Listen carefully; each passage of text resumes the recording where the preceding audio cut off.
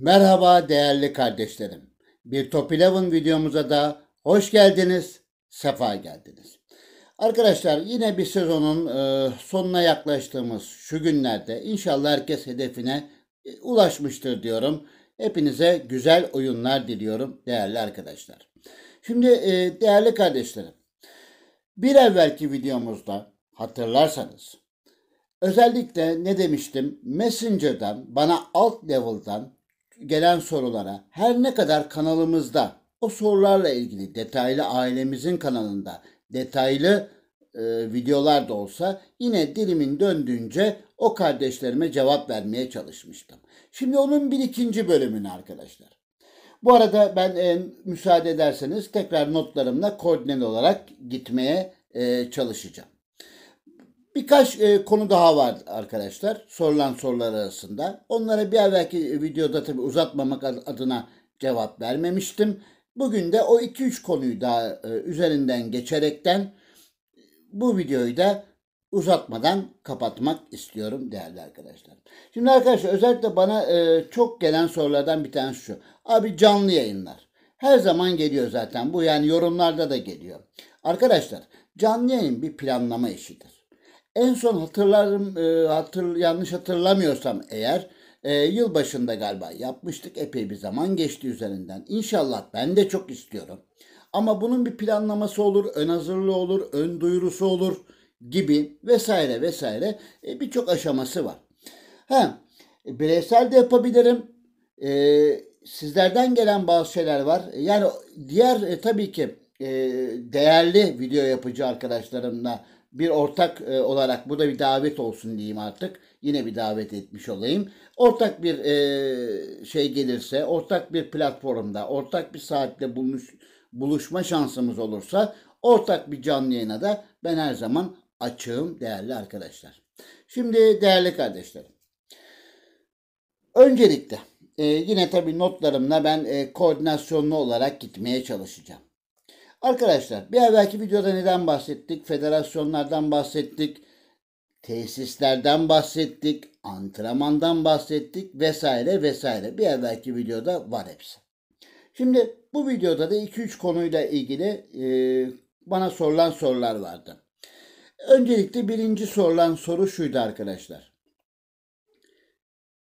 Gençlik Akademisi.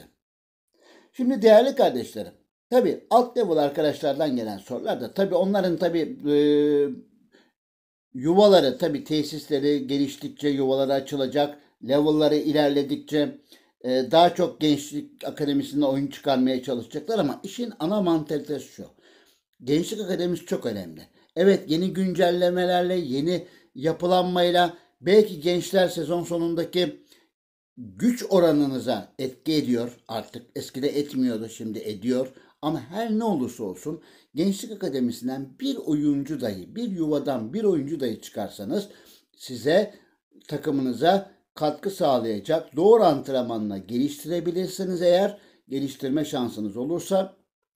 Doğru şekilde de özel yetenek, oyun tarzı verebiliyorsanız dolayısıyla o oyuncu size hizmet eder. Gençlik Akademisi yine de önemini koruyor değerli arkadaşlar.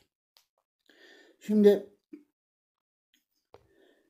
iki arkadaşımız o zaman sormuş olduğu sorularda iki arkadaşımız da fikstürle ilgili sorular sormuştu bana.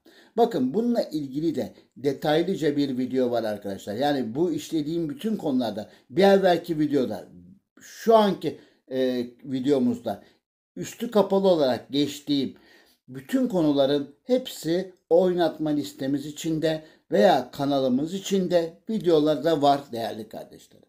Şimdi arkadaşlar öncelikle bu bir oyun. Evet, hepimiz futbolu seviyoruz. Futbolu sevmesek zaten bu oyunu oynamayız.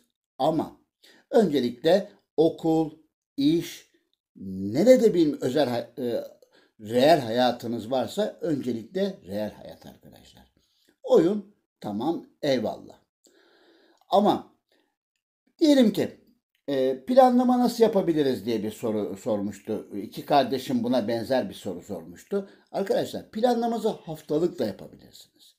2-3 günlük bir planlama da yapabilirsiniz. Örnek veriyorum değerli kardeşlerim. Şimdi oyunun genel fikstür planlamasında evinizde oynadığınız karşılaşmalarda size bir saat belirleme şansı veriyor oyun. Deplasmandaki maçlarda yapacağınız hiçbir şey yok. Ama evinizde oynadığınız karşılaşmada değerli kardeşlerim 2 token karşılığında bunu size veriyor. Burada artı 3 eksi 3 değerli arkadaşlar. Yani artı 3 eksi 3 ne demek? Örnek. Önemli bir karşılaşmanız var. O gün de kendi evinizde oynayacağınız daha böyle yani önemsiz demeyeyim de daha böyle rahat olabileceğiniz bir karşılaşma var.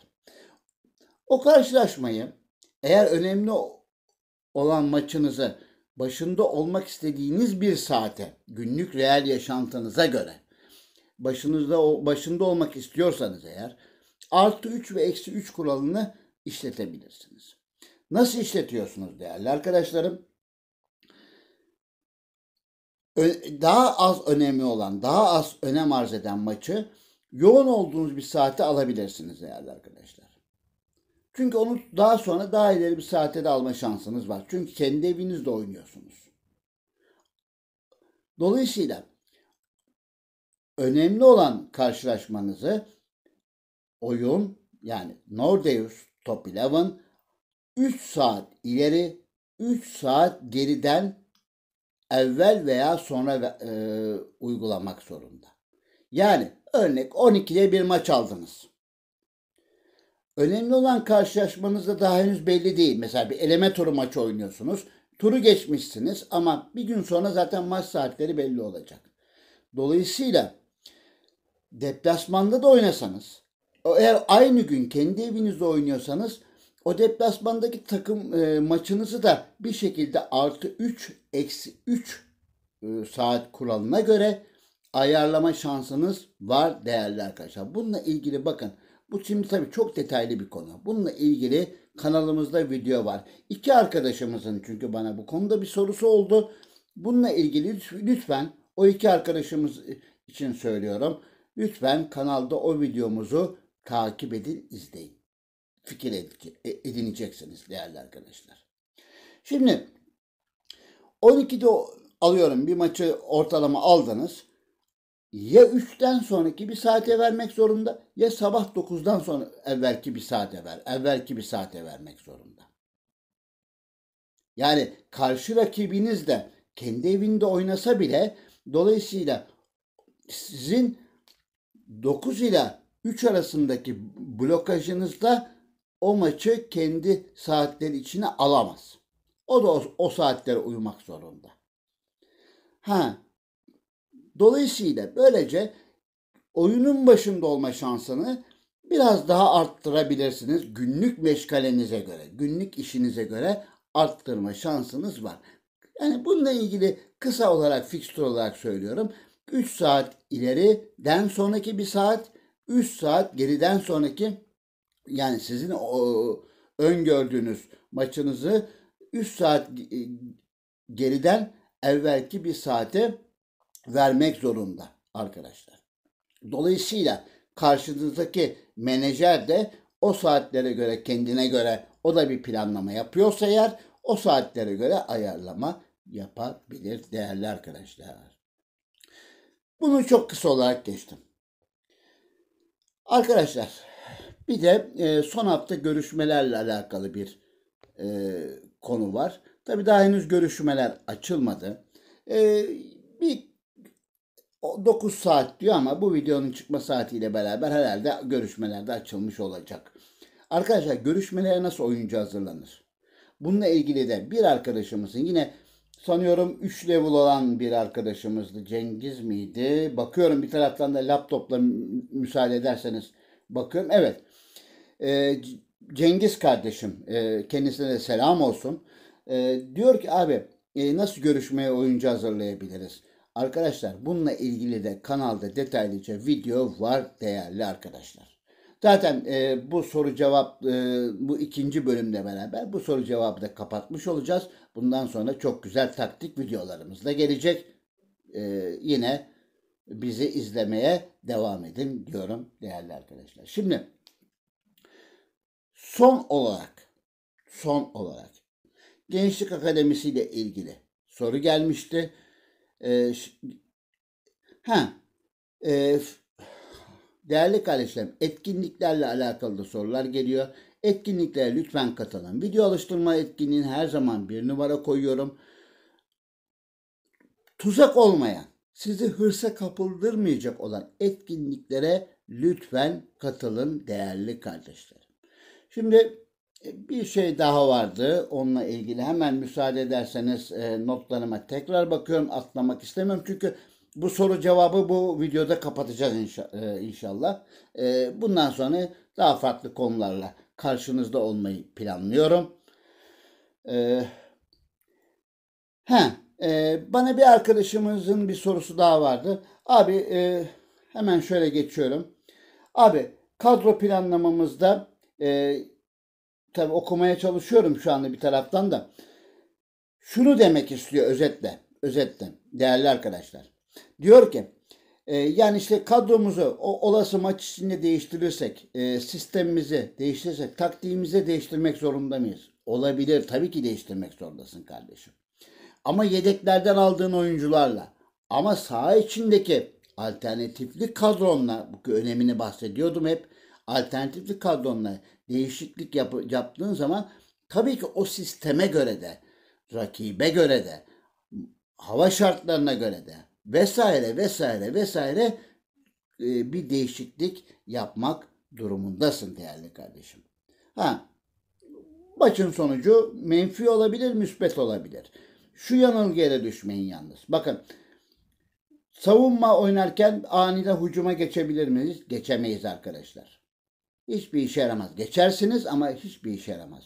Hücum oynarken anında yani önce hücumdan normale, maç saatiyle bir 20 dakika ortalama, sonra bir oradan savunmaya veya savunmadan normale oradan hücuma gibi opposite tersi gibi şekilde geçiş sağlanabilir. Ama kesinlikle özellikle söylüyorum savunmadan bir anda sert hücuma veya sert hücumdan savunma bu yanlış. Bir de arkadaşlar bir şey daha vardı. Diyorlar ki abi anne maça nasıl başlamalıyız? Arkadaşlar bakın bu konuda değerli kardeşlerimin çok güzel yorumları var. Hatta bir kardeşim var. Hani ismini de vermeyeyim şimdi. Çok güzel yorumlar yapıyor. Analitik yorumlar yapıyor kendisi. Ona da çok teşekkür ediyorum. Videolarımıza hani diğer kanalları da yapıyor muhakkak. Ama gerçekten güzel videolar yapıyor. Mehmet kardeşim. İsmini de vereyim onun. Mehmet kardeşime, Mehmet Vakitsiz kardeşime de çok teşekkür ediyorum. Güzel yorumları var. Arkadaşlar maçı önce normal başlayın. Maçın gidişatına göre savunmaya geçersiniz, hücuma geçersiniz, değişiklik yaparsınız. Bu sizin o andaki maçın gidişatına ve duruma şeklinize bağlı olan bir şey. Ama önce çok kuvvetli rakiplerle oynamıyorsanız denk veya 5 puan, 6 puan, 10 puan neyse yani ama önce bir normal başlayın. Ondan sonra savunma, hücum, taktik emirlerinizi de buna göre değiştirirsiniz diyorum değerli arkadaşlar. Değerli kardeşlerim, 200 konu vardı. Fikstürle alakalı ve Gençlik Akademisi ile alakalı gelen o ek sorularımız vardı. Bunlara da cevap verdik. Hepinizi saygı ve sevgiyle selamlıyorum. Bir başka Top Pilav'ın videosunda bomba konularla tekrar karşınızda olmayı İnşallah Allah nasip eder diyorum. Sağlıkla ve esenlikle kalın.